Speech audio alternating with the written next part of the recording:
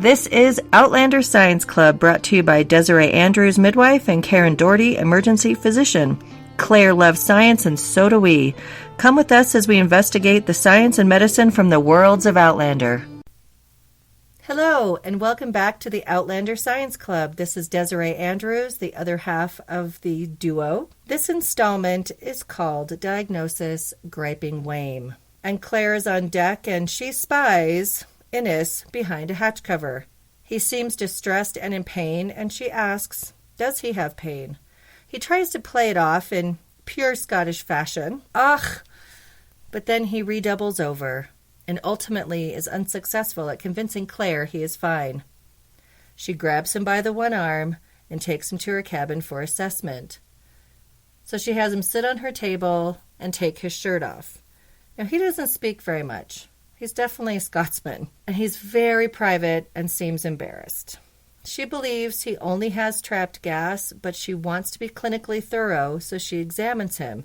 She does a basic physical and listens to his heart, his lungs, palpates its abdominal area, and also listens to it before giving him the diagnosis of why his Waim is griping so severely. Now, how does she listen to his heart, lungs, and abdominal area? She has stiff parchment that she rolls up to act as a stethoscope. It's pure genius, and it works very well. You don't need something carved out of wood, and it's easy to carry. And she's going to be able to find parchment pretty much wherever she goes. Now, in the full Voyager Read-Along podcast in week 16, I went into a complete detail of how Claire might palpate his abdominal area. You may want to go over there and listen to that. So after her examination and talking to him about his diet, she finds out that he has not moved his bowels in 4 days. Well, people are really supposed to poop every single day. It's reasonable for him to be in pain. And during the examination, the fellow Scotsman on the ship had been observing from the doorway like the peanut gallery, and they begin to tell Claire of the dietary issues, also known as the oatmeal war with Murphy, the cook. And this has led to Innes's problem. They were promised a daily portion of parritch, which is oatmeal, and they also had rations of dried peas on board. But all they had been getting is what the rest of the crew had been getting, which is hardtack biscuits and meat. I expect everyone has hemorrhoids and constipation because of this, but that's the normal fare for sailors. Claire says she's going to talk to Murphy, and while this is going on, she is looking through her medicine bag and retrieving different herbs that she believes will be helpful. So this is where the science lesson comes in. We're going to be talking about herbal therapy and herbal medicine. And it's a little peek into it. It is a very deep topic when you look at traditional medicines versus what we consider conventional medicine. So what does Claire pull out of her bag? Anise, angelica, horehound, and peppermint. And she wraps them up in a gauze-like material that he can steep and make tea out of it. And she tells him that he is to drink a cupful at every watch change. I looked up change of watch, and what I found is about every 4 hours. So if he hadn't moved his bowels in 24 hours, he would have 6 cupfuls of this steeped tea from these herbs. And she told him if he had not moved his bowels by the next day, much to his horror, mind you, that she'll give him an enema of slippery elm. I do believe that would be quite effective, but hopefully just threatening his bowels and giving him this infusion of tea will be helpful. Is it odd that Claire prescribes him these herbs to relieve his gastrointestinal and bowel distress? Not at all. Historically and today, plant-based medicinals are used. In fact, they have been used since the dawn of humankind. And according to the World Health Organization, about 80% of peoples worldwide use some form of herbs for health-related purposes on a regular basis. And about 25% of pharmacological drugs being derived from plant-based sources today. And if you go into your local grocer, you will find there are blended teas on the shelf available for this type of ailment as well as many others. So Claire gave Innes a specific receipt of herbs to be steeped and taken like a tea. But let's first look at the basics of what herbs are, what herbal medicine is, and what other types of preparations are available. So what is an herb? Medicinally, an herb is any plant or plant part used for therapeutic value. Yet many of the world's herbal traditions also include mineral and animal substances as herbal medicines. Herbal medicine, also called botanical medicine or phytomedicine, refers to using a plant's seeds, berries, roots, leaves, bark, or flowers for medicinal purposes. Herbalism has a long tradition of use outside conventional medicine. It is becoming more mainstream as improvements in analysis and quality control, along with advances in clinical research, show the value of herbal medicine in treating and preventing disease. So basically, we have entered an era of conventional medicine where it's science-backed, it's well-studied, and herbal medicine and traditional medicines are being studied in the same way in order to build evidence or refute them in order to say what is safe, how should they be grown, how should they be turned into medicinal use, etc. So what that means is the same approach that we take with conventional medicine when a drug is made, and we have clinical research and trials, we come up with dosages, what is safe, what is not safe use. That is beginning to be applied to the realms of traditional medicine that include herbal medicine. And hopefully we will end up with really good quality standards down the line. And that's something that the World Health Organization has a global vision for. How does herbal medicine differ from conventional medicine, which is also called allopathic? The primary focus of herbal medicine is the art or practice of using herbs and herbal preparations to maintain health and to prevent, alleviate, or cure disease. It's a more holistic practice. The primary focus of conventional medicine is a system of medical practice that aims to combat disease by use of remedies as in drugs or surgery, producing effects different from or incompatible with those produced by the disease being treated. So it's counter to the disease. She might go in and take out a diseased organ that somebody can live without, say a gallbladder.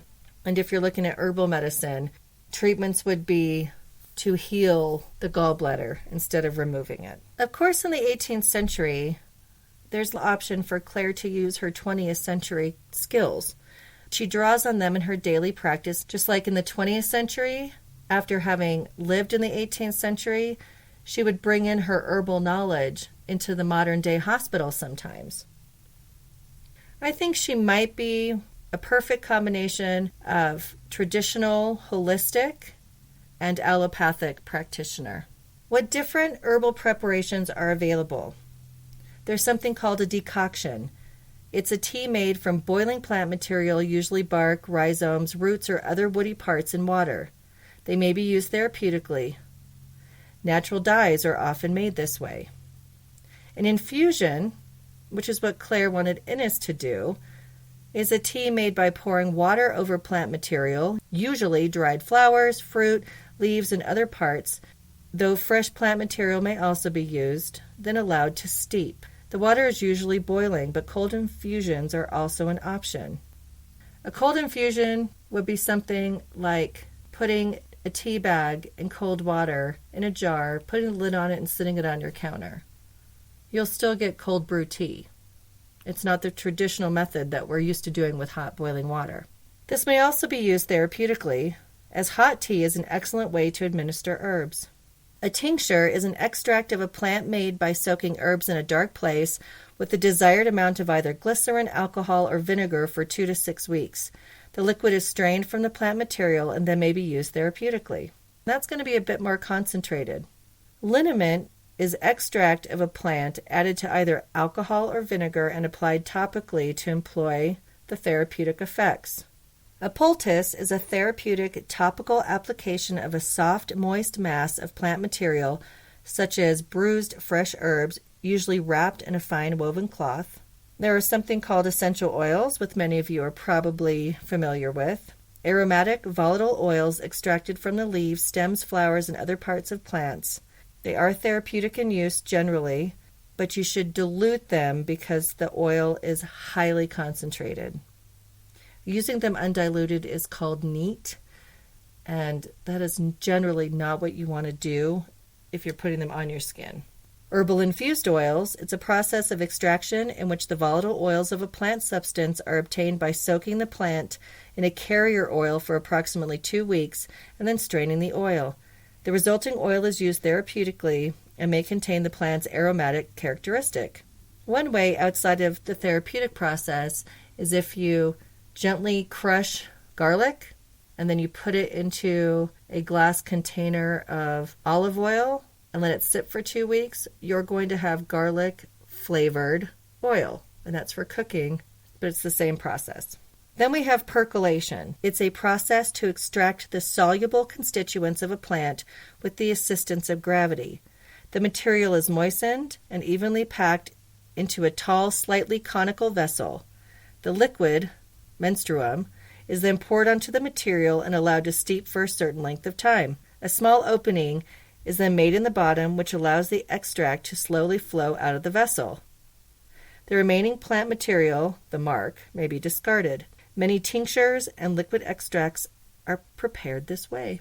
So those are all the different ways that we can use herbs. So as we said, the grouping of herbs Claire gave Innes is technically called an infusion. It is a gentler use of herbs to be taken internally for the desired effect. Because some on this list that I just went through with you, these are very strong, which you have to be careful with, because even though you don't pick them up at a pharmacy, this is medicine. You have to be really mindful of taking any sort of supplements, and you need to know what they're for, how they work, and if they interact with anything else. So in this case, all Claire was trying to do was relieve trapped gas and constipation. And by adding liquid in for him drinking all those cupfuls, that also helps the process of alleviating constipation. And throughout the Outlander series, you will find that Claire uses most of the listed preparations at different times, and sometimes multiple uses while she's treating somebody. So what exactly are the herbs she chose and what do they do? Well, actions are the effects the active component of the herbs have on the body. Claire was looking for herbs that would produce one or more action when taken in tea form. The possible actions she desired could have been antibilious, which means easing stomach stress, aperient, which is a very mild laxative, carminative, causing the release of stomach or intestinal gas, cathartic, an active purgative, producing bowel movements, a purgative, which is a laxative that causes the evacuation of intestinal contents.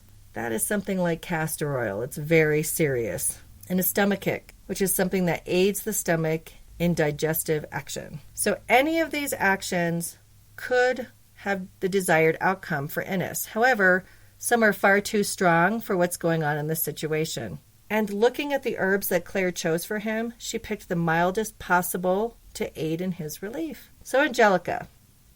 The root, the leaves, and seeds can be used. They're believed to be native to Syria, but it's also found all over Europe and even in Scotland. And sometimes places much further north where it's always cold. When it's steeped, it has a carminative and a stomachic effect. Ticks 2 of the boxes off of that list of what she might be looking for. Anise. The seeds can be used. It's native to Egypt, Greece, Crete, and Asia Minor. Cultivation spread to Central Europe in the Middle Ages, and then further. When steeped, it has a carminative action. Horehound. It is found all over Europe and is indigenous to Britain. Though normally used for coughs and colds in large amount, it can have a purgative effect. Peppermint. It is found throughout Europe in moist situations, along stream banks and in wastelands, and is not infrequently found in damp places in England. But it is not a common native plant. When steeped, it is a stomachic and a carminative. So as a reminder, a carminative causes the release of stomach or intestinal gas. A stomachic aids the stomach and digestive action, and a purgative causes the evacuation of intestinal contents. So she mixed up her list of very gentle things, and with a little bit of horehound, where she knew if he was drinking several cupfuls of this tea, it would cause him to finally be able to move his bowels. So her receipt for the herbal blend, along with the dietary changes made, Claire concluded Innes would be back to normal bowel habits in no time. and none of the other men would be suffering either. If you would like to delve deeper into the pros, cons, research, and global harmonization of herbal or traditional medicine as a whole, please refer to the blog post, and there is an entire list of resources available to you. So where can you find Outlander Science Club? We're on Facebook at the Outlander Science Club page. We're on Twitter under Outlander Sci. And if you want to talk Outlander Science anytime, just use the hashtag Outlander Sci Club, and we'll find it. We look forward to your comments.